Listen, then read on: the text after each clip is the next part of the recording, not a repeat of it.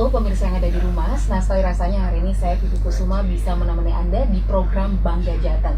Dan sebelumnya buat Anda yang ingin menyaksikan program ini, Anda bisa melalui channel 59 UHF atau download Google Play Store via Android Anda dan buka aplikasi JVM Stream. Dan tentunya untuk hari ini dengan tema keterbukaan informasi dan optimalisasi pelayanan informasi publik di masa pandemi COVID-19.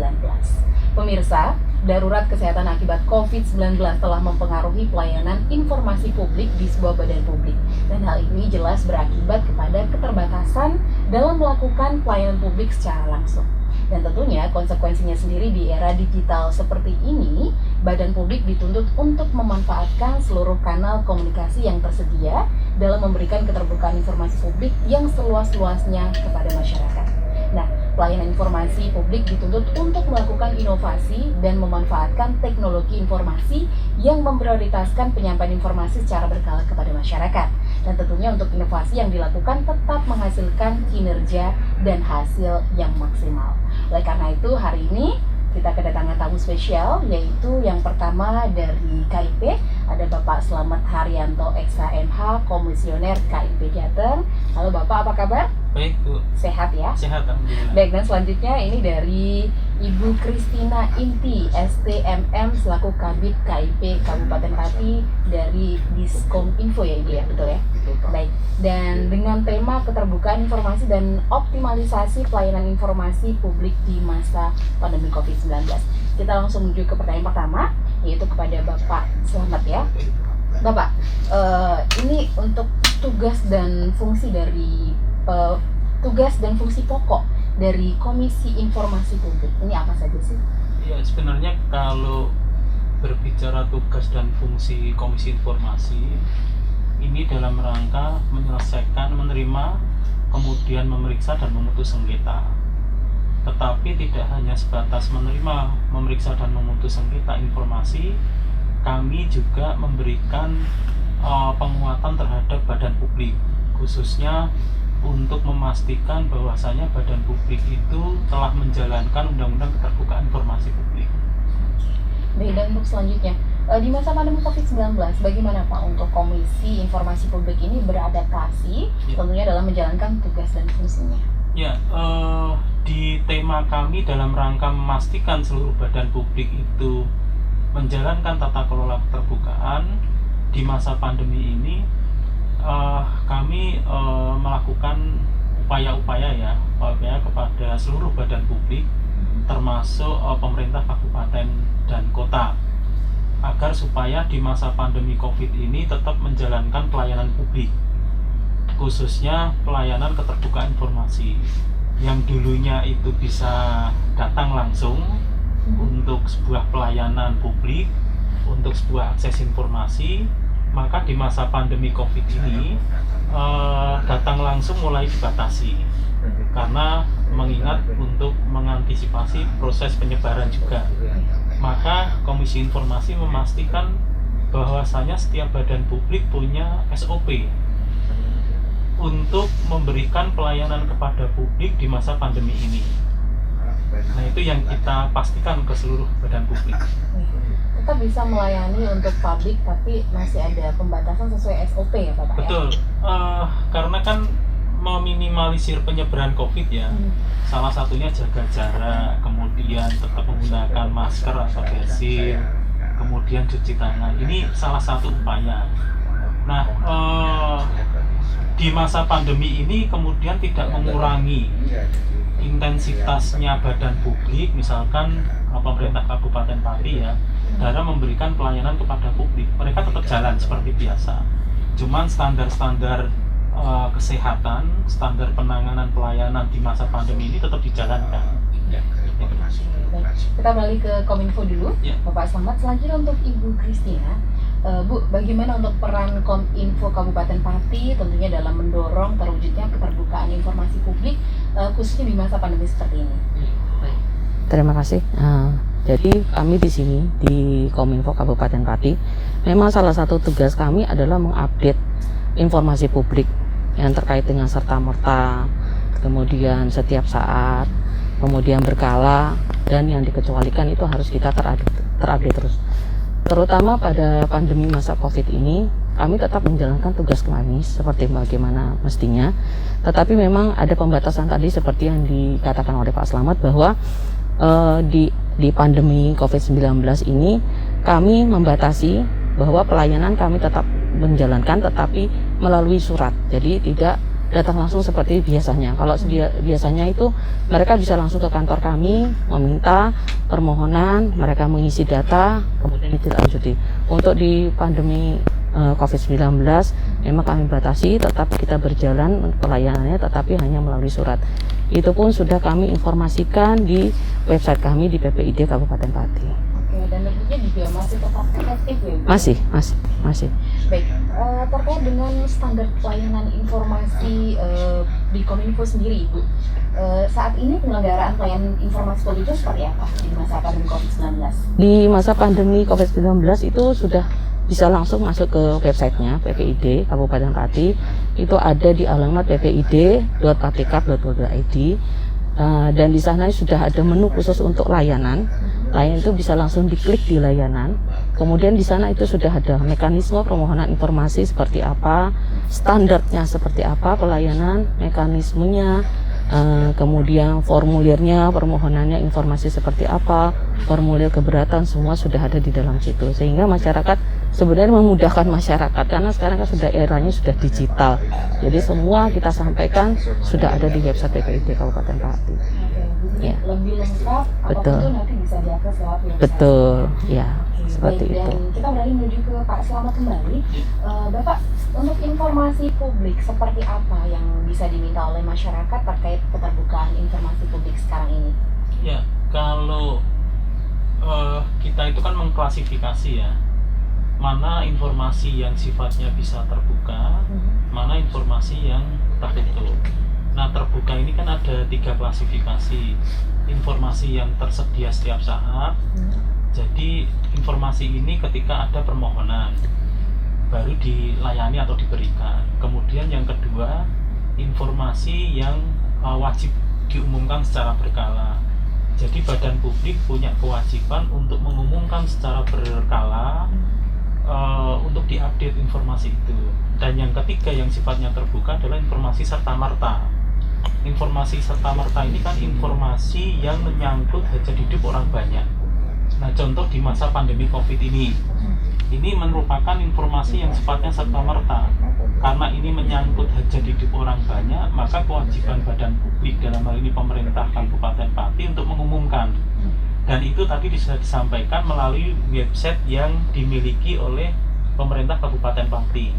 Jadi kalau mau tahu soal tentang COVID, apa saja yang sifatnya terbuka itu bisa dilihat di websitenya tadi.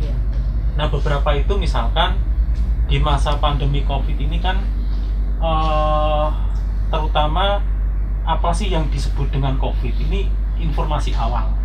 Paling nggak masyarakat itu tahu COVID itu apa sih, kemudian penyebarannya melalui apa, kemudian mitigasinya atau penyelesaiannya mau seperti apa untuk preventifnya. Nah, kemudian informasi soal rujukan rumah sakit, mana rumah sakit di wilayah Kabupaten Pati atau di Jawa Tengah yang bisa diinformasikan, rumah sakit mana yang menjadi rujukan. Nah, kemudian berkaitan dengan wilayah sebaran, ini ada yang ODP, ada yang positif, wilayah sebarannya di mana saja, di Jawa Tengah maupun di Kabupaten Pati. Ini harapannya masyarakat bisa ikut menjaga nantinya. Oh, di wilayah kecamatan A ada pasien COVID misalkan. Nah, pasien COVID ini kemudian tidak nama ataupun alamat, tetapi lebih kepada wilayahnya. Yang itu nanti masyarakat bisa ikut menjaga dalam rangka penyebaran maupun penanganan COVID itu. Nah, ini beberapa informasi di masa pandemi ini yang harus diinformasikan pada masyarakat.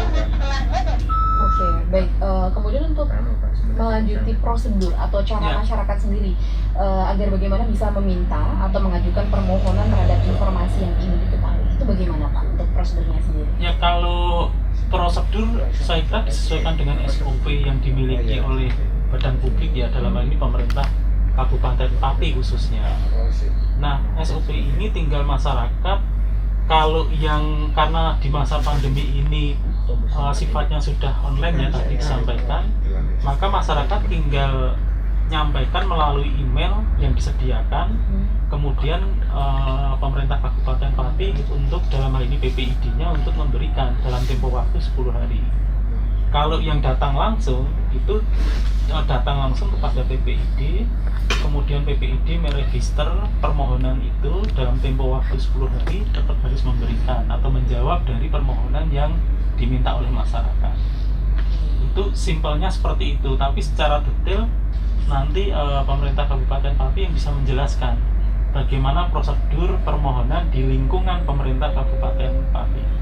Oke, jadi mungkin dari Ibu Kristina bisa sekaligus ditambahi bagaimana untuk cara masyarakat Kabupaten Pati dalam melakukan SOP standar sekarang ini. Ya, jadi gini, untuk masyarakat ini tadi kami sudah menyampaikan bahwa bisa membuka di ppid.patikap.go.id dan di sana sudah ada di menu khusus untuk layanan. Jadi di situ bisa langsung masyarakat bisa mengisi formulir permohonan informasi. Jadi mereka meminta informasi yang seperti apa.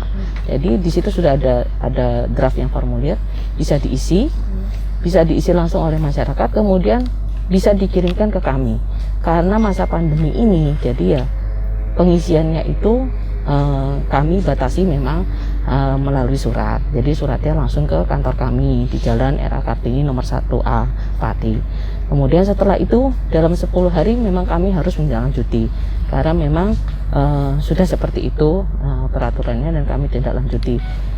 Biasanya kalau misalnya sudah masuk permohonan itu kami langsung memang tindak lanjuti.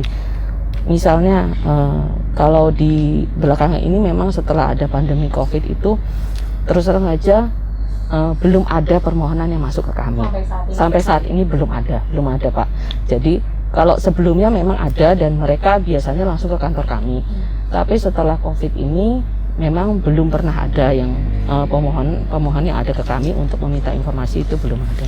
Tapi kami siap, sebenarnya kami semua sudah siap. Cuman memang sampai saat ini belum ada permohonan. Ya. Sudah disediakan untuk sudah. resminya sudah. Melalui ppid.patikap.go.id. Ya, betul. Ya. Oke, baik. Untuk di Kabupaten Pati sendiri, Ibu, informasi apa saja sih yang sering diminta masyarakat kepada Kominfo terkait keterbukaan informasi publik di masa pandemi seperti ini? Di masa pandemi ini sebenarnya tadi yang saya sampaikan bahwa belum pernah ada permohonan yang masuk. Tetapi kalau pengaduan sudah banyak. Kalau pengaduan kita memang kami sudah menindaklanjuti yang ada di pengaduan di Span Lapor yang tingkatnya nasional sama di Lapor Group sudah kami tindaklanjuti. Kalau untuk khusus di PPID sendiri memang belum ada selama ini permintaan permohonan belum ada. Tetapi terkait kalau PPID sebelum pandemi kebanyakan itu yang diminta itu terkait dengan pemerintah desa. Biasanya dana ADD atau DD seperti itu yang di desa. Tapi yang pandemi ini lebih mengarah ke pengaduan masyarakat. Pengaduan itu ada tersendiri yang sudah jalan di kami ya, Span Lapor itu dengan Lapor Group gitu. Oke, baik. Dan tentunya masih ada beberapa pertanyaan lagi untuk Ibu Kristina atau Pak Slamet, tapi kita jeda break dulu. Dan untuk pemirsa yang dari rumah, bisa jangan kemana-mana, tetap di Bangga Jateng. Untuk bisa menyaksikan acara ini, Anda bisa menyaksikan lewat channel 59 WHF atau bisa download Google Play Store via Android dan buka aplikasi JPM Stream. Jadi jangan kemana-mana, tetap di Bangga Jateng.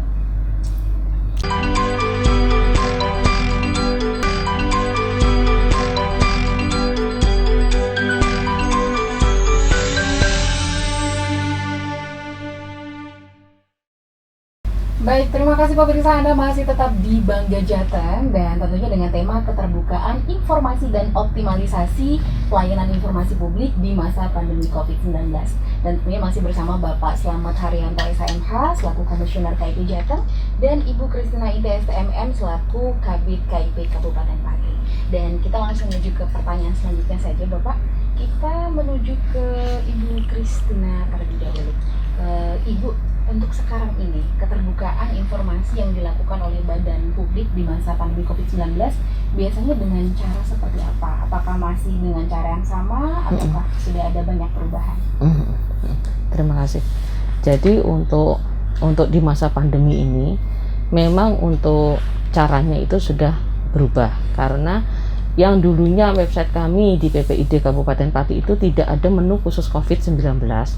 Jadi di tahun ini karena adanya pandemi COVID-19, kami menambahkan satu menu di situ khusus untuk COVID-19. Jadi di sana sudah secara transparansi kami sebutkan di sana bahwa sudah ada sumber anggarannya, refocusing anggaran, realisasi penggunaan dana COVID-19, kemudian sumber bantuan sosial, kemudian pengadaan APD, kelompok penerima bantuan sudah ada juga di situ.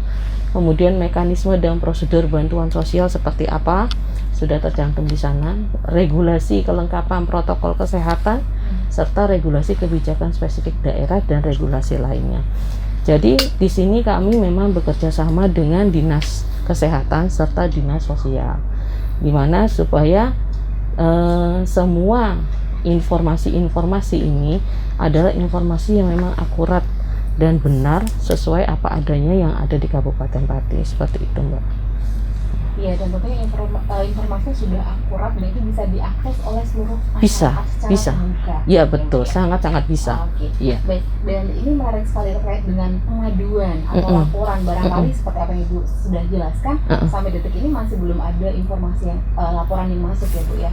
Belum ada, khusus di PPID belum ada. Oke. Ya. Baik, untuk pengaduan masyarakat sendiri ini nanti bisa diarahkan kemana Ibu? Oh iya, untuk pengaduan masyarakat yang sudah jalan di kami secara nasional itu ada di Laporgub. Laporgub itu lapor gubernur di alamat laporgub.jatengprof.go.id. Nah, di sana bisa disampaikan apabila ada pengaduan masyarakat yang ingin disampaikan kepada kami. Nanti kami di sini memang Diskominfo tugas kami untuk menjawab pengaduan dari masyarakat. Itu pun kami juga menindaklanjuti dengan berkoordinasi kepada instansi terkait atau kecamatan atau desa untuk menjawab pertanyaan tersebut.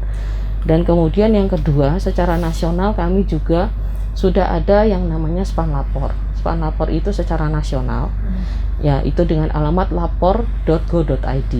Di sana juga bisa secara langsung masyarakat menyampaikan pengaduannya dalam bentuk apa, itu nanti akan sudah ada aplikasinya khusus dan itu nanti langsung terlink ke instansi terkait dan mereka nanti yang langsung menjawab pertanyaan masyarakat itu.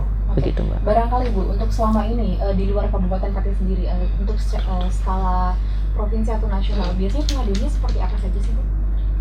Kalau di masa pandemi ini banyak sekali pertanyaan, utamanya ya seputar pandemi COVID-19. Mungkin ada yang beberapa itu terkait sama bantuan-bantuan. Jadi bantuan sosial itu banyak yang ditanyakan, itu seperti apa. Sebenarnya itu tadi yang kami sampaikan bahwa masyarakat bisa mengakses di sini sebenarnya, karena semua sudah disampaikan, kami sampaikan semua di sini. Sumber bantuan sosialnya, siapa saja itu ada semua di sini. Hanya kami memang yang dikecualikan, yang tidak boleh kami ungkapkan adalah nama dan alamatnya, karena itu termasuk informasi yang dikecualikan. Sedangkan untuk penerimanya itu ya hanya berdasarkan wilayah, misalnya kecamatan Kayen, desanya ini seperti itu Mbak. Dan sekali lagi untuk laporannya tadi bisa melalui laporgub.prof.go.id ya? Jatengprof.go.id. Oke, dan satu lagi untuk yang nasional di lapor.go.id.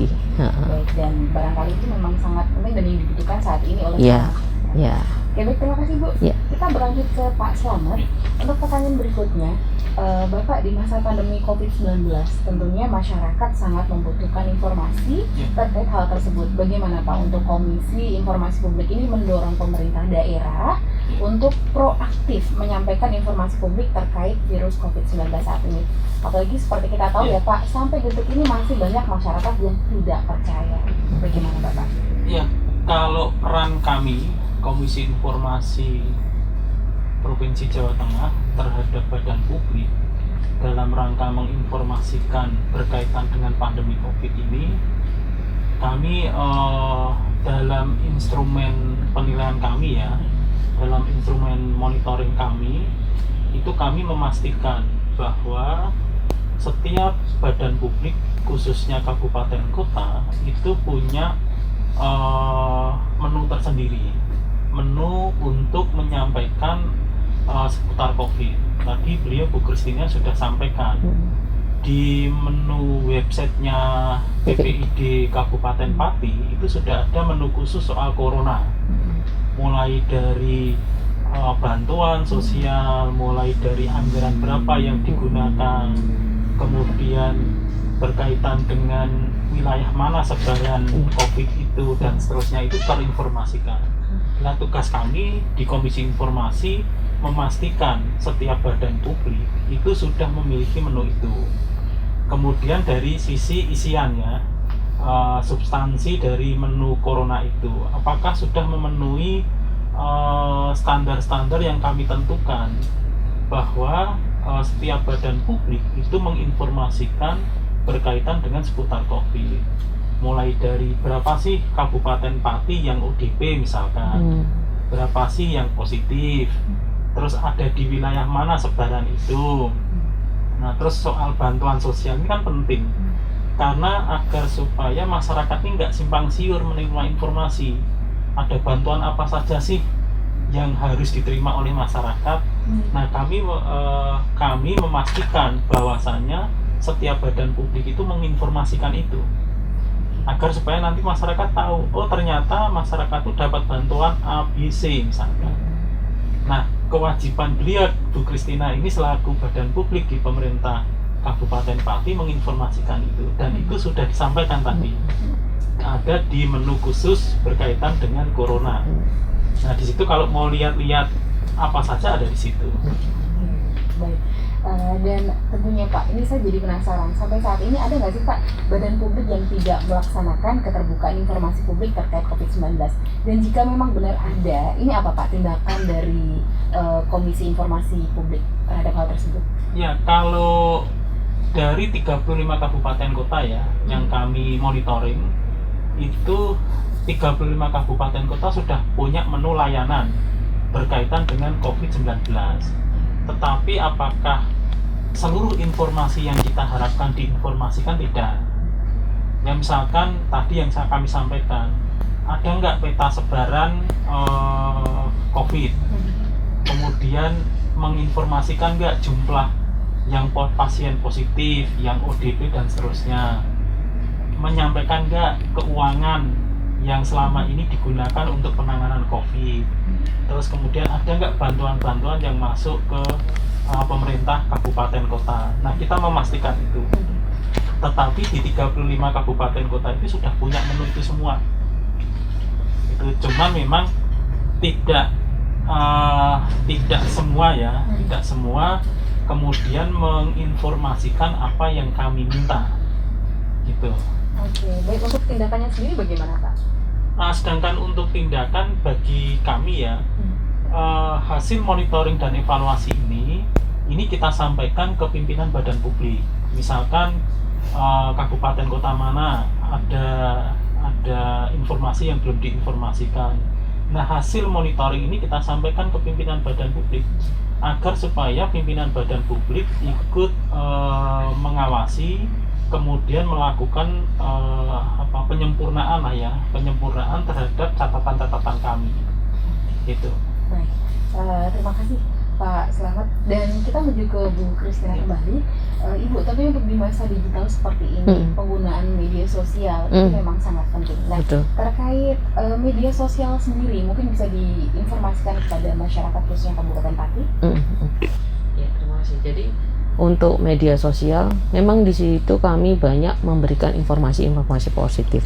Khususnya di pandemi COVID-19 ini, kami banyak menginformasikan infografis terkait pencegahan COVID-19 seperti apa. Ya, dengan gambar-gambar yang gampang dibaca masyarakat, itu biasanya kita memberikan seperti itu. Kemudian kami menjelaskan sedikit Mbak, di PPID Kabupaten Pati ini juga kami juga mempunyai link terkait. Jadi di sini ada link terkait yang langsung menuju ke website COVID Kabupaten Pati. Jadi di sini link ini langsung bisa kita buka di covid19patikap.go.id. Nah, di sana semua sudah lengkap bahwa semua terkait dengan COVID-19 yang ada di Kabupaten Pati, mulai dari sebarannya, berapa jumlah suspek, berapa jumlah suspek dirawat, ngasih konfirmasi dan lain-lainnya, itu sudah ada di website covid19.patikap.go.id, dan itu sudah kita link melalui PPID, website PPID Kabupaten Pati. Untuk medsos sendiri, kembali lagi, kami juga sudah banyak menginformasikan di sana, termasuk juga di website khusus untuk COVID-19 Kabupaten Pati, informasi-informasi positif untuk mencegah penyebaran, mencegah terjadinya COVID-19 ini di Kabupaten Pati itu semakin banyak atau semakin bertambah. Baik, dan terima kasih Ibu Kristina. Kita menuju ke pertanyaan selanjutnya kepada Pak Slamet. Bapak, untuk pelayanan informasi publik di masa pandemi ini tentunya menuntut adanya inovasi. Nah, apakah hal ini sudah dilakukan secara maksimal atau belum, Bapak? Ya, kalau inovasi memang kami syaratkan ya, kami syaratkan dalam program kami untuk monitoring dan evaluasi. Maka inovasi soal menu COVID ini menjadi salah satu hal yang terpenting yang kami syaratkan dalam monitoring dan evaluasi. Maka inovasi-inovasi yang dilakukan oleh pemerintah kabupaten kota ini menjadi penting untuk bisa disampaikan kepada publik. Karena ini masa pandemi, menu COVID ini menjadi tren agar supaya publik tahu secara khusus berkaitan dengan COVID itu sendiri. Begitu. Ya, dan tentunya bisa dibilang untuk inovasinya sudah lumayan maksimal ya, Bapak? Ya, rata-rata seluruh kabupaten kota termasuk Pati sudah mengoptimalkan itu. Mengoptimalkan untuk inovasi berkaitan dengan COVID sendiri. Selain tadi juga disampaikan ada beberapa yang sedang dirancang ya, Bu Kristina, sedang dirancang untuk inovasi-inovasi di pemerintah Kabupaten Pati. Karena ini kan sudah zamannya ya, zaman teknologi, hampir semuanya sudah menggunakan teknologi untuk bisa menyampaikan layanan publik maupun layanan informasi kepada masyarakat. Nah, harapannya di dalam kondisi yang sekarang ini, ayo berlomba-lomba semuanya menggunakan teknologi informasi untuk bisa dioptimalkan. Gitu. Oke, baik. Terima kasih Bapak. Dan ini Bu, untuk Ibu Kristina, pertanyaan selanjutnya. Barangkali saat ini Bu, ada nggak sih beberapa informasi yang mungkin belum diketahui masyarakat dan barangkali ingin disampaikan kepada masyarakat terkait di masa pandemi COVID-19 yang telah dilakukan Kabupaten Pati sendiri? Jadi memang di acara khusus ini kami juga menyampaikan monggo masyarakat Kabupaten Pati bisa langsung membuka di website Kabupaten Pati atau di PPID Kabupaten Pati secara langsung. Di sana sudah ada semuanya, sudah kami update secara maksimal untuk informasi-informasi positif sudah kami sampaikan. Tetapi mungkin banyak memang secara sosialisasi banyak masyarakat yang belum tahu. Makanya di acara ini semoga dapat membantu masyarakat Kabupaten Pati khususnya, sehingga masyarakat lebih mengetahui bahwa ini adalah secara teknologi lebih mudah. Masyarakat lebih mudah mengakses, masyarakat lebih mudah mengetahui mana berita yang benar, mana yang enggak. Terkadang itu yang kami agak sulit, Mbak, karena banyak itu berita-berita di luar memang yang banyak berita yang tidak benar. Tetapi ya ini satu-satunya jalan mereka bisa langsung mengakses di sini, dan itu semua sudah kami sampaikan. Masyarakat bisa langsung mengetahui apa yang masyarakat ingin ketahui. Saya pikir seperti itu, Mbak. Terima kasih Bu. Sama-sama. Baik, dan satu lagi nih pertanyaan terakhir untuk Pak Slamet. Pak, bagaimana cara menyampaikan keinginan masyarakat untuk mengetahui sebuah informasi dari lembaga publik, dan bagaimana terkait keamanan dan kerahasiaan dari pemohon? Ya, kalau bagaimana masyarakat bisa mendapatkan informasi, ya masyarakat harus dalam tanda kutip ya curiga. Saya butuh informasi nih. maka diajukan saja permohonan itu kepada badan publik. Nah, yang kedua, bagaimana menjaga kerahasiaan? Kerahasiaan itu kan menjadi penting. Badan publik untuk merahasiakan misalkan pengaduan, kemudian permohonan informasi, itu memang menjadi penting karena itu kan sifatnya pribadi ya, pribadi. Nah, saya kira standar yang dilakukan oleh Pemkab dalam hal ini atau pemerintah kabupaten kota itu pasti punya standar bagaimana merahasiakan sebuah informasi. Nah, memang untuk merahasiakan atau mengecualikan informasi itu kan tidak hanya sebatas ini informasi dikecualikan, nggak boleh dibuka misalkan, tidak hanya sebatas itu, tapi harus dilakukan yang namanya uji kepentingan publik atau uji konsekuensi. Kalau data itu kita kecualikan atau ditutup, kira-kira dampak terhadap publiknya bagaimana? Kalau data ini kita buka, dampak terhadap publiknya bagaimana? Nah, untuk mendudukkan sebuah informasi itu tertutup atau dikecualikan, itu harus mempertimbangkan kepentingan publik. Nah, yang kedua, memang harus punya dasar hukum bagaimana mengecualikan atau menutup sebuah informasi. Nah, dasar hukum ini harus undang-undang. Tidak boleh asal kepala dinas bilang ini tertutup, asal bupati atau wali kota bilang ini tertutup, nggak bisa seperti itu. Tapi undang-undang yang bicara bahwasanya informasi itu merupakan informasi yang nggak bisa dibuka atau tertutup, gitu. Baik, dan mungkin untuk bagi para pemohon untuk kerahasiaannya juga tetap aman. Oh iya, kalau kerahasiaannya aman, karena kan begini, publik, masyarakat ketika mengajukan sebuah informasi kepada badan publik, kalau tidak dilayani, tidak diberikan informasi, kan pasti sengketanya ke kami. Maka kami punya kewajiban untuk menerima permohonan sengketanya, kemudian memeriksa dan memberikan putusan. Nah, di saat memberikan putusan ini kan pasti terbuka. Badan publik, misalkan bupati harus kita panggil, pemohon kita panggil, kenapa ini nggak bisa diberikan. Nah, sepanjang itu sudah sifatnya terbuka, ya kita buka, Mbak. Tetapi kalau di saat itu sifatnya tertutup, pasti tertutup. Dan itu pasti dijaga oleh masing-masing badan publik. Iya. Sangat menarik. Nah, kita masih ada beberapa pertanyaan lagi, Bapak Slamet, tapi kita break sebentar, Bapak Ibu, dan tentunya untuk pemirsa yang ada di rumah, jangan kemana-mana dulu, tetap di Bangga Jateng. Dan buat Anda yang ingin menyaksikan acara ini, bisa di channel 59 WHF atau bisa download Google Play Store via Android dan buka aplikasi JPM Stream. Jadi jangan kemana-mana, tetap di Bangga Jateng.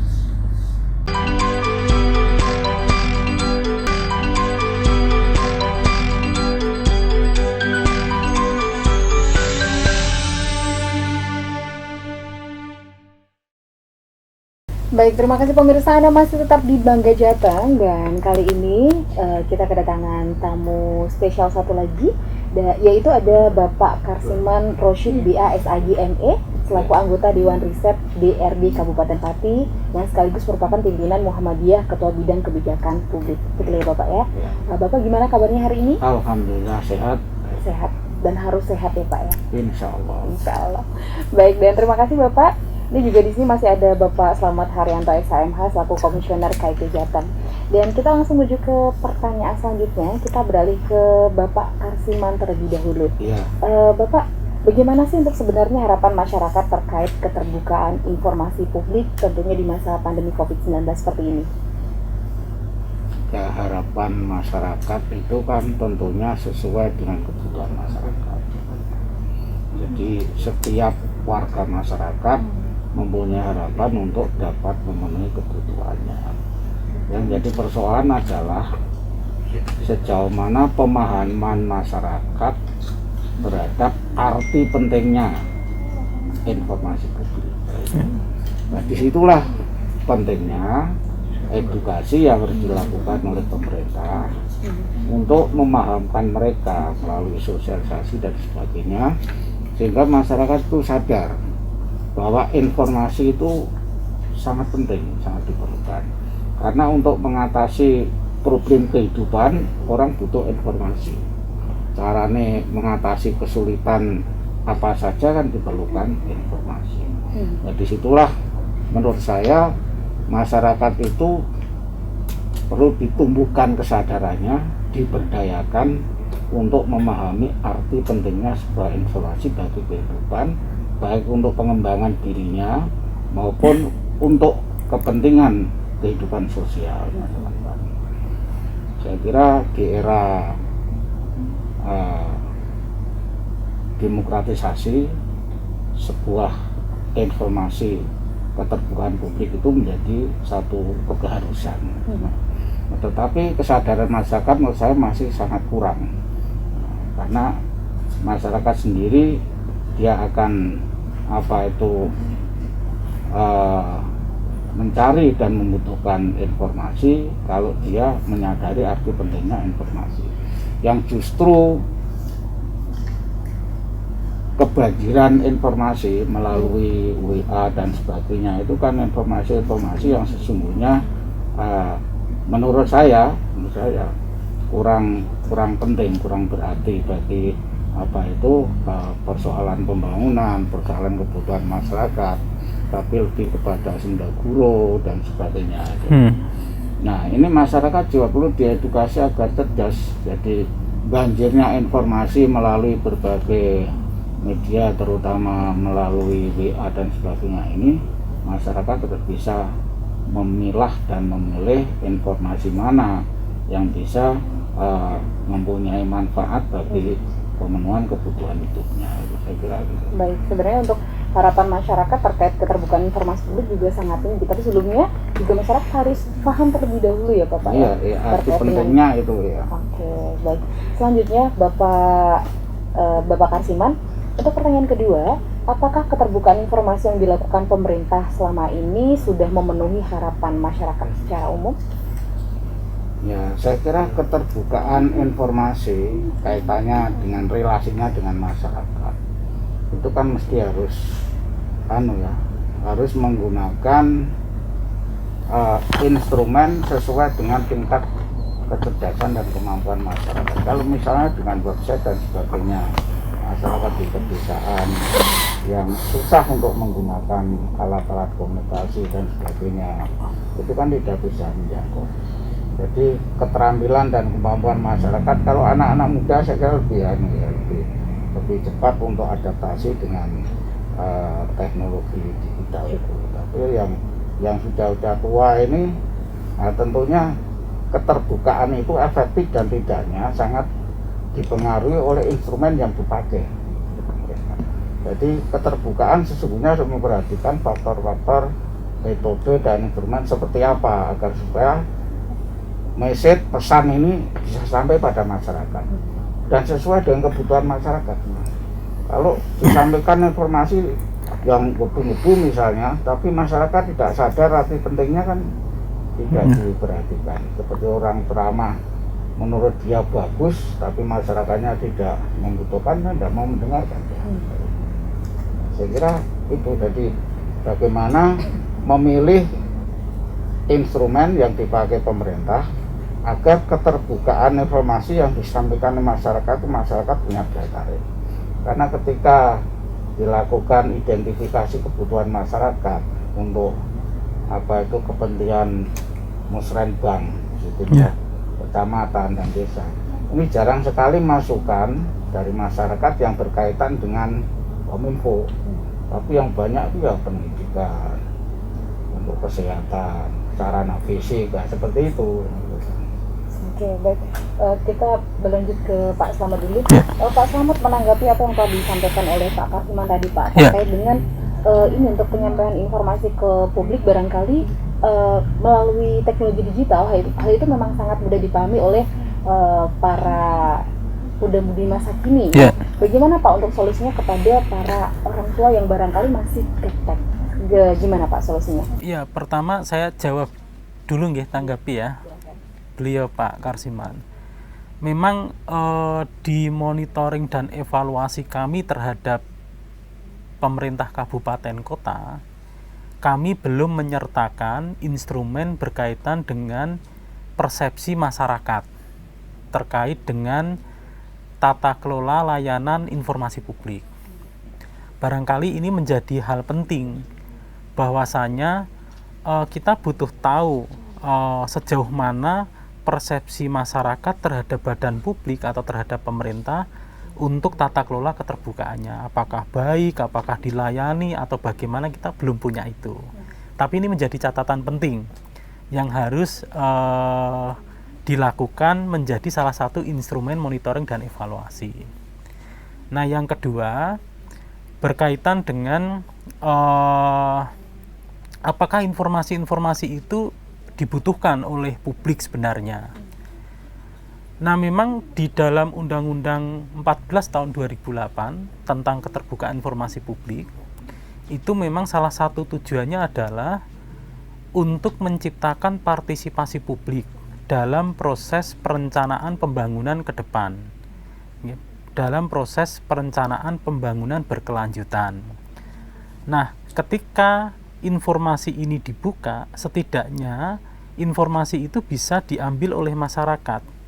Kemudian dengan informasi yang diterima oleh masyarakat ini, masyarakat bisa ikut berpartisipasi dalam proses perencanaan pembangunan. Misalkan mulai dari musrenbang, kelurahan atau desa sampai ke musrenbang tingkat kabupaten misalkan. Nah, ini harapan yang dicita-citakan. Nah, terkait dengan pertanyaan, ini sekarang sudah milenial nih, masih ada barangkali orang tua yang belum melek teknologi. Nah, ini memang pekerjaan yang penting ya, di saat kondisi sekarang ini teknologi informasi menjadi salah satu alternatif untuk mendapatkan informasi. Memang tugas kita bersama ataupun tugas pemerintah untuk memberikan akses layanan informasi sampai ke desa-desa. Jangan sampai tadi ada kata internet atau sinyal atau apa nggak masuk sampai ke desa. Sedangkan saya sekarang dituntut untuk misalkan belajar itu harus online misalkan. Nah, ini tugas kita bersama, khususnya pemerintah, untuk bisa menjalankan bagaimana akses layanan informasi ini bisa sampai ke tingkat desa. Dan dipahamkan juga kepada masyarakat dengan menggunakan teknologi informasi. Nah, apa yang harus dilakukan? Pemerintah daerah khususnya itu bisa mensosialisasikan, bahkan memberikan pemahaman dalam bentuk bimbingan teknologi misalkan kepada masyarakat yang sangat membutuhkan itu. Ya, itu Baik, Mbak. ada yang mau ditambahkan? Sudah. Baik Pak, tadi sudah dijelaskan sebenarnya ya terkait dengan pembatasan mana informasi yang boleh disampaikan masyarakat dan mana yang tidak boleh disampaikan masyarakat. Barangkali bisa disampaikan kembali, penegasan kembali Bapak. Ya, ada klasifikasi informasi yang sifatnya terbuka, ada klasifikasi informasi yang sifatnya tertutup. Nah, informasi yang sifatnya terbuka itu ada 3. Informasi yang sifatnya wajib diumumkan secara berkala, jadi tugasnya pemerintah, badan publik untuk menginformasikan kepada publik yang sifatnya berkala. Kemudian ada informasi yang tersedia setiap saat. Tersedia setiap saat itu disimpan, diberikan kalau ada permohonan. Kemudian ada informasi yang sifatnya serta-merta, berkaitan dengan hajat hidup orang banyak. Nah, ketika 3 informasi ini disampaikan dengan masing-masing klasifikasinya, maka itu sifatnya terbuka. Nah, kemudian ada informasi yang dikecualikan. Nah, dikecualikan ini atau tertutup, itu yang tidak bisa disampaikan kepada publik. Nah, masing-masing itu punya detailnya. Yang berkala itu apa saja, misalkan kayak alamat kantor, alamat website dan seterusnya, itu harus dipublikasikan. Kemudian soal keuangan yang digunakan oleh pemerintah, baik APBD rancangannya realisasinya itu juga harus diinformasikan. Nah, itu hal-hal yang sifatnya terbuka agar supaya seperti tadi disampaikan oleh beliau Pak Karsiman, mana yang menjadi kebutuhan masyarakat yang bisa digunakan oleh masyarakat untuk ikut serta dalam proses pembangunan. Nah, disitulah letaknya ketika masyarakat harus mendapatkan informasi dari pemerintah terkait dengan informasi yang sifatnya terbuka. Itu. Kemudian untuk informasi yang tidak boleh dipublikasikan Ya. kepada masyarakat, seperti apa saja Pak? Misalkan informasi yang tidak boleh dipublikasi itu ya berkaitan dengan pertahanan keamanan. Informasi-informasi yang berkaitan dengan itu. Informasi yang masih dalam proses sengketa. Informasi yang sifatnya pribadi. Pribadi itu kayak kesehatan seseorang, kemudian asetnya seseorang, keuangannya seseorang, itu nggak boleh. Terus informasi yang berkaitan dengan persaingan usaha yang menyebabkan persaingan usaha tidak sehat. Terus informasi tentang hasil intelektual itu loh, apa istilahnya, Pak Karsiman, yang kaitannya dengan hasil yang misalkan akademisi punya penelitian orisinil, nah hasilnya itu tidak boleh dipublikasi karena ini sifatnya hak patennya si pembuat misalkan. Nah, semacam itu memang nggak boleh dipublikasi. Tetapi untuk mengecualikan itu tidak boleh, pemerintah atau badan publik tidak boleh asal mengatakan, oh ini dikecualikan informasi ini, masyarakat nggak bisa seperti itu. Tetapi harus melalui mekanisme uji konsekuensi atau kepentingan publik. Baik, terima kasih. Dan kita menuju ke Pak Karsiman kembali. Iya. Bapak, untuk melalui saluran informasi, apakah masyarakat mengetahui informasi terkait penanganan COVID-19 yang dilakukan pemerintah saat ini? Ya, karena itu kan sudah merupakan berita yang sangat gencar. Ya. Jadi masyarakat ya, saya yakin sudah amat sangat mengetahui. Namun persoalannya kan bagaimana masyarakat mensikapi kebijakan pemerintah tentang PSBB itu kan beraneka ragam. Mungkin kalau komunitas pegawai yang punya gaji dan sebagainya akan berbeda dengan masyarakat komunal yang pekerjaannya kuli di gudang beras dan sebagainya. Itu kan mereka berkumpul angkat jujuk beras. Kalau tidak kerja itu tidak makan nanti. Jadi itu yang kadang-kadang kan antara aturan yang ada ini bertentangan dengan kebutuhan yang harus dipenuhi. Di situ sehingga cara mensikapinya tentang COVID ini menjadi sangat beragam. Apalagi ada fakta-fakta yang menunjukkan, tadi dikatakan Pak Bupati istrinya itu kan orang contoh di dalam penerapan protokol COVID ya.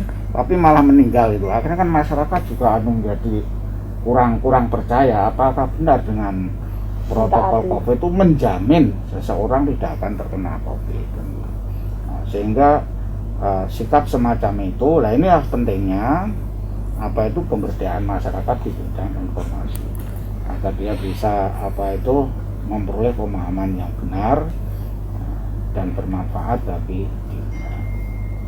Saya kira begitu. Jadi harus lebih banyak mendapatkan edukasi yang Iya, tepat ya Pak. diberdayakan, masyarakat harus diberdayakan sehingga untuk mensikapi COVID ini benar-benar sejalan dengan kebijakan pemerintah. Ya. Oke, seperti apa yang telah Bapak Karsiman katakan bahwa untuk sebagian masyarakat sudah mengetahui informasi, tapi masih berbenturan ya Pak dengan kebutuhan hidup bagi sebagian orang. Dan ini menuju ke pertanyaan selanjutnya Pak, tentang informasi COVID-19. Nah, apakah selama ini masyarakat sudah cukup atau justru masih kurang Pak dari informasi yang dapat selama ini? Kalau menurut saya sudah cukup banyak, karena COVID itu kan sudah dimulai 2 Maret 2020. Pada waktu itu ditandai dengan 2 orang yang terpapar COVID dari warga Jepang itu, tapi kemudian hanya jarak 1 bulan sudah meluas sampai ke 34 provinsi.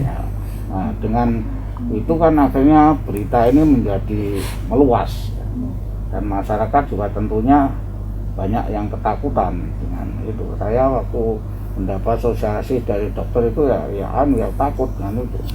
Tetapi masyarakat yang lain kan belum tentu takut, mas bilang meden-medeni gitu ya. Orang meden-medeni wong budaya gitu. Nah, jadi yang namanya sikap seseorang terhadap objek yang sama itu tidak mesti sama, akan berbeda-beda. Ini sangat tergantung dengan apa itu istilahnya karakteristik seseorang.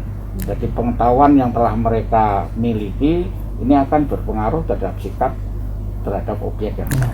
Nah, sehingga COVID yang begitu sudah diinformasikan dengan benar dan sebagainya, ini dengan kondisi masyarakat dan pengetahuan ya sangat beragam dan sesuai dengan filosofi manusia sebagai makhluk yang unik itu akan menyikapi berbeda-beda. Apalagi ada yang masyarakat yang punya pengetahuan COVID itu bisa disembuhkan dengan apa itu banyu koko, ada yang dengan gelambang, ada dengan air putih dan sebagainya. Nah, dengan cara begitu maka sikap itu akan menjadi sangat beragam. Ada yang sangat takut, ada yang biasa-biasa saja, ada yang tidak takut, dan ada yang mungkin mati urip itu sudah ada takdir yang maha kuasa. Kan ada yang begitu pula. Nah, inilah pentingnya bagaimana pemberdayaan masyarakat oleh pemerintah di bidang informasi, sehingga mereka cerdas di dalam menerima, mensikapi, memahami sebuah informasi. Jadi bisa dibilang selama ini untuk informasi yang didapat oleh masyarakat sudah cukup, tapi tentunya dengan respon yang berbeda-beda. Ya, dengan sikap yang berbeda-beda. Ya. Baik, dan satu pertanyaan terakhir, kita menuju ke Pak Slamet. Pak, seperti apa yang sudah dijelaskan sama Bu Kristina tadi ya Bapak, terkait saat ini kita bisa mengakses informasi apapun, salah satunya terkait dengan penggunaan anggaran sebuah lembaga publik. Nah, mungkin bisa dijelaskan kembali Pak, apakah kita bisa meminta untuk informasi terkait penggunaan anggaran sebuah lembaga publik, karena biasanya untuk lembaga publik sangat tertutup terhadap informasi yang terkait dengan penggunaan anggaran negara. Ya, kalau zaman sebelum reformasi memang situasinya demikian, Mbak. Artinya hampir keseluruhan badan publik pemerintah itu tertutup, apalagi bicara soal anggaran. Tapi pasca reformasi sekarang, bahkan sejak adanya Undang-Undang Keterbukaan Informasi, itu sudah tidak menjadi hal yang rumit untuk mendapatkan sebuah dokumen informasi berkaitan dengan keuangan. Panjenengan sekarang bisa cari, atau masyarakat sekarang bisa cari, khususnya di Provinsi Jawa Tengah ya.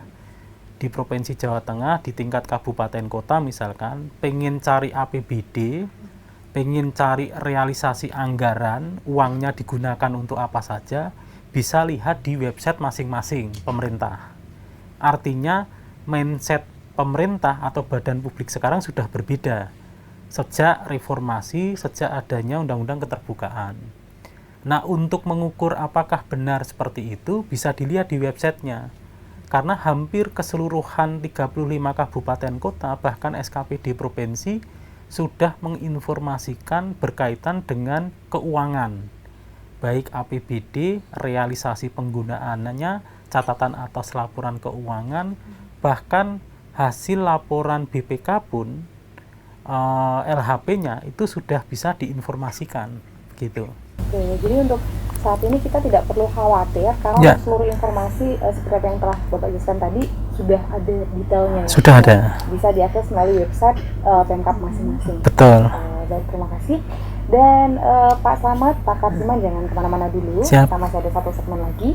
Jadi untuk pemirsa yang ada di rumah tetap di Bangga Jateng, dan jangan lupa untuk menyaksikan bisa melalui channel 59 UHF atau bisa download di Google Play Store via Android dan buka aplikasi JPM Stream. Jadi jangan kemana-mana, tetap di Bangga Jateng.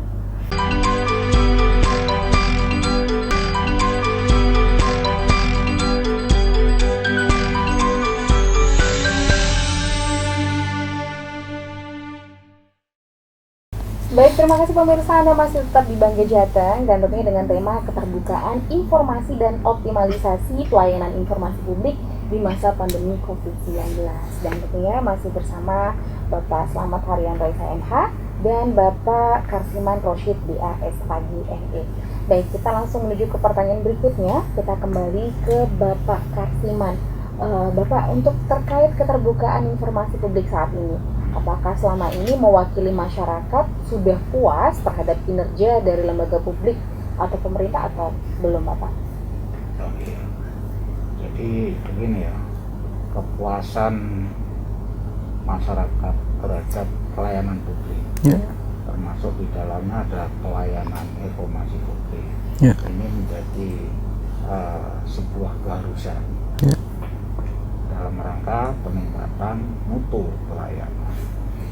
Nah, di Kabupaten Pati ini indeks kepuasan masyarakat yang dari hasil survei internal, karena setiap OPD itu 1 tahun sekali minimal melakukan survei kepuasan masyarakat. Nah, di Pati ini secara akumulasi tingkat kepuasan masyarakat itu sudah mencapai 83,11. Itu sudah masuk dalam kategori baik. Nah, namun tentunya karena itu sifatnya nilai akumulasi dari 30 OPD di Pati. Nah, ini untuk yang maksudnya yang badan publik yang bidang informasi Kominfo ini berapa itu kami tidak tahu, karena itu akumulasi dari 30. Hanya kalau kita lihat dari nilai kinerja OPD di Pati ini dari 30 OPD untuk Kominfo masuk ranking 4. Di ranking 4 itu kalau 30 kita bagi 3, kita golongkan 3 kan 1 sampai 10 ini termasuk baik, 11 sampai 20 ini cukup, yang 21 sampai 30 mungkin jelek gitu. Persoalannya apakah ada korelasi antara kinerja yang bagus terhadap kepuasan masyarakat? Karena kepuasan masyarakat itu sesungguhnya hasil dari penilaian eksternal. Walaupun OPD-nya, Kominfo-nya sudah menyiapkan pelayanan yang baik dan perangkat dan sebagainya, tapi kalau masyarakat mempersepsikan tidak bagus, dia kan bisa terjadi. Nah, sehingga penilaian ini, kalau kita lihat dari survei yang menyatakan bahwa indeks kepuasan masyarakat terhadap pelayanan publik di Pati sudah baik, kemudian kinerja dari Kominfo ini masuk ranking 4 baik, artinya bisa dimaknai, diterjemahkan ada korelasi antara kinerja di Kominfo dengan indeks kepuasan masyarakat, karena sama-sama baiknya gitu. Kalau kemudian jelek, kinerjanya jelek, itu baik, mungkin Kominfo ini tidak bagus, tapi kalau kinerjanya juga ranking 4 termasuk baik, lalu akumulasinya baik, maka saya menerjemahkan itu sudah masuk dalam kategori baik. Dengan kata lain bahwa indeks kepuasan masyarakat untuk pelayanan informasi publik, keterbukaan publik ini sudah cukup baik. Oke, bisa dibilang saat ini masyarakat cukup puas ya, Bapak ya? Ya. Oke, nah barangkali ada nggak sih Pak saran yang perlu disampaikan agar keterbukaan informasi publik terutama untuk informasi terkait COVID-19 ini bisa berjalan maksimal sehingga masyarakat bisa mengetahui seluruh informasi apapun terkait COVID-19? Oh iya, jadi untuk optimalisasi ini ada beberapa faktor yang harus diperhatikan. Terutama pemerintah ini mesti secara teoritis harus selalu memperbaiki kualitas pelayanan. Memperbaiki kualitas pelayanan secara terus-menerus karena tuntutan kualitas pelayanan ini kan terus berkembang. Itu secara teoritis bagaimana memperbaiki ya, sebelum perencanaan itu harus selalu ada riset ya. Bukan karena saya anggota dewan riset, tapi memang itu secara teori harus riset. Hasil riset itu kemudian baru masuk dalam perencanaan, baru kemudian dilaksanakan, dan tentunya masyarakat nanti akan mempersepsikan lagi itu kan. Seperti manajemen pemasaran itu, misalnya rokok seleranya masyarakat apa, kemudian didesain lagi, dipasarkan. Tuntutan masyarakat kan berubah lagi, minta rokok sing tahan lama misalnya, berubah lagi dan sebagainya. Nah, disitulah nanti akan melahirkan sebuah kepuasan masyarakat. Ini dari segi pemerintah. Kemudian dari sisi masyarakatnya, ini perlu diliterasi, diedukasi, diberdayakan. Kalau pemerintah sudah memperbaiki kinerjanya, tapi masyarakatnya tidak berdaya dan sebagainya, juga kurang bagus, jadi kurang tidak nyambung begitu. Jadi pemberdayaan masyarakat di bidang informasi ini sangat penting. Oleh karena itu amanat undang-undang kalau di daerah itu kan juga bisa ada komisi Pak ya, komisi untuk informasi ya. Ya di daerah ada. Khusus masih di provinsi Pak. Iya, kabupaten kota kan belum ada. Iya, seharusnya kabupaten kota itu juga harus dibentuk karena undang-undangnya itu dari bab 7 pasal 23 sampai 34 itu yang bicara tentang komisi informasi itu di daerah sudah memungkinkan. Jadi disitulah kemudian nanti akan bisa menunjang keberhasilan pelayanan keterbukaan informasi. Nah, selama ini kan di daerah kabupaten kota belum ada. Tapi undang-undang mengamanatkan. Maka keefektifan implementasi sebuah kebijakan itu salah satu ukurannya juga pelaksanaan undang-undang itu secara maksimal. Kalau undang-undang 14 2008 ini betul-betul dilaksanakan secara maksimal, itu sebagai salah satu bentuk atau parameter keberhasilan sebuah pelaksanaan kebijakan. Nah, ini di daerah-daerah terutama kabupaten kota itu belum ada. Padahal itu diamanatkan di undang-undang. Hanya baru di tingkat provinsi. Nah, ini juga bisa Pak provinsi bisa mendorong untuk daerah-daerah lain yang belum ada. Dulu Dewan Riset itu hanya di provinsi. Terus. Tapi benar saya sudah berkembang di daerah-daerah. Baik, terima kasih Bapak, dan kita menuju ke Bapak Selamat kembali. Untuk pertanyaan berikutnya, seberapa banyak Pak laporan masyarakat terhadap permintaan informasi publik di tahun 2020 dibandingkan di tahun sebelumnya? Kalau permintaan informasi sebenarnya ada di masing-masing kabupaten kota ya, karena sebagai pelaksana fungsional untuk permohonan informasi. Tetapi kalau berkaitan dengan seberapa banyak penyelesaian sengketa informasi di kami, di tahun 2020 ya, itu kurang lebih ada sekitar 83 ya. Kalau tidak salah sekitar 83 tahun ini ya. Tahun ini yang baik yang sudah selesai maupun yang sedang berjalan. Nah, kami di sisi itu soal berapa banyak penyelesaian sengketa. Tapi kalau berapa banyak permohonan informasi yang ada di masing-masing kabupaten kota itu punya data yang berbeda tiap tahunnya itu. Kalau dibandingkan dengan tahun sebelumnya? Ini lebih cenderung sedikit ya dibandingkan tahun-tahun sebelumnya. Kita itu bisa sampai hampir 200 pernah 150 perkara dalam rangka penyelesaian sengketa informasi. Bisa dibilang untuk tahun ini jauh lebih sedikit ya Pak? Ya. Oke, dan untuk pertanyaan selanjutnya, apa sih Pak yang perlu didorong kepada lembaga publik dalam memaksimalkan perannya dalam melakukan keterbukaan informasi kepada masyarakat tentunya di masa pandemi seperti ini? Ya, pertama yang perlu didorong memang dari sisi sistem informasi. Karena di masa pandemi ini kan tidak semua orang sekarang dengan menggunakan tatap muka, tapi lebih cenderung banyak menggunakan teknologi informasi sebagai alternatif untuk mendapatkan informasi. Maka dari sisi itu, pemerintah daerah atau kita sebut dengan badan publik ya harus lebih banyak menggunakan teknologi informasi untuk berkomunikasi, untuk menyampaikan informasi kepada publik.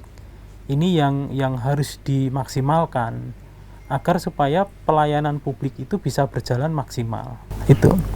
Ya, lebih dikembangkan lagi untuk sistem informasinya ya Pak ya. Ya, kalau mereka sebenarnya sistem informasi sudah punya, tapi bagaimana mengupdate informasi agar supaya informasi-informasi yang disampaikan itu informasi yang benar, akurat, informasinya juga nggak ketinggalan. Itu yang harus dilakukan oleh mereka.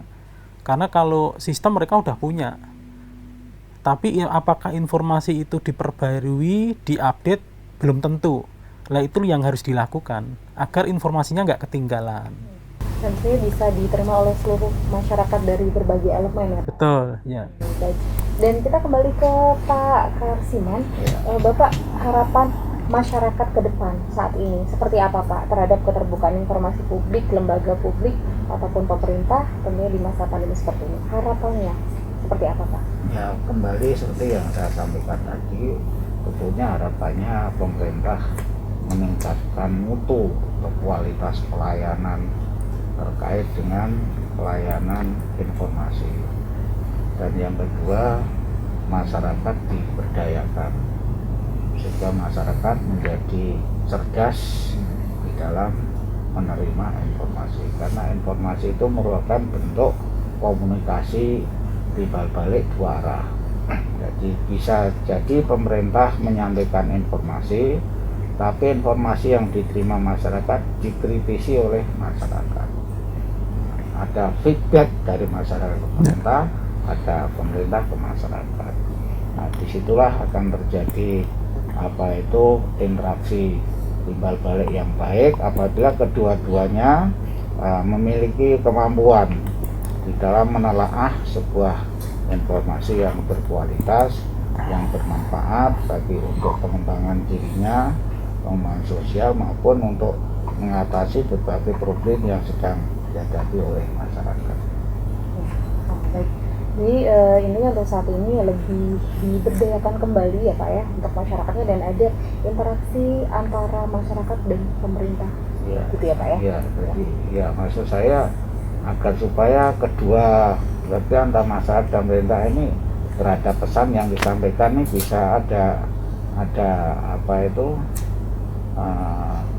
hubungan timbal balik, bisa mungkin informasinya kurang bagus sudah dikritisi, pemerintah memperbaiki, kembali ke masyarakat, begitu seterusnya. Baik, terima kasih. Dan sebagai penutup nih Pak Slamet, mungkin ada saran dan masukan kepada lembaga publik atau pemerintah dalam memaksimalkan kinerja untuk memberikan keterbukaan informasi publik kepada masyarakat. Ya, saya mengistilahkan begini. Ini ada supply, ada demand. Demand-nya itu masyarakat ya. Supply-nya dari pemerintah. Nah, ketika pemerintah itu harus mensuplai informasi kepada publik selaku penerima, maka si supply yang diberikan itu informasi-informasi yang sifatnya akurat, benar, kemudian mudah diterima oleh masyarakat. Nah, itu yang saran saya yang harus diberikan. Artinya pemerintah sekarang ini harus lebih inovatif, lebih bisa memberikan pelayanan kepada publik akan informasi. Karena ketika informasi itu tidak benar, tidak akurat, maka yang diterima oleh masyarakat juga sama. Karena kecenderungan sekarang masyarakat begitu dapat informasi pasti viral, disebar tanpa harus melihat atau meng-cross-check. Nah, tugasnya pemerintah inilah, tugasnya badan publik inilah yang memberikan suplai terhadap informasi-informasi yang benar dan akurat. Nah, itu yang harus dilakukan. Inovasinya harus lebih dibandingkan yang sekarang ini ada. Itu. Oke, jadi lebih inovatif dan pemberian informasi yang benar dan akurat. Ya. Itu yang dibutuhkan masyarakat sekarang Ya. ya Pak. Oke. Baik, dan itu saja untuk yang bisa kita sampaikan hari ini pemirsa, dan tentunya obrolan yang sangat menarik, informatif dan sangat bermanfaat ya Pak Sarma juga Pak Kasiman. Terima kasih untuk waktunya. Semoga sehat selalu ya. Bapak. Amin, matur suwun. Dan tentunya saya Tri Kusuma harus pamit undur diri terlebih dahulu untuk di program Bangga Jateng kali ini, dan kami ingatkan kembali lagi buat Anda yang ingin menyaksikan acara ini bisa melalui channel 59 UHF atau bisa download di Google Play Store via Android dan buka aplikasi JPM Stream. Baik, dan akhirnya saya Tri Kusuma pamit undur diri dulu. Sampai jumpa untuk lain kesempatan. Wassalamualaikum warahmatullahi wabarakatuh. Waalaikumsalam warahmatullahi wabarakatuh.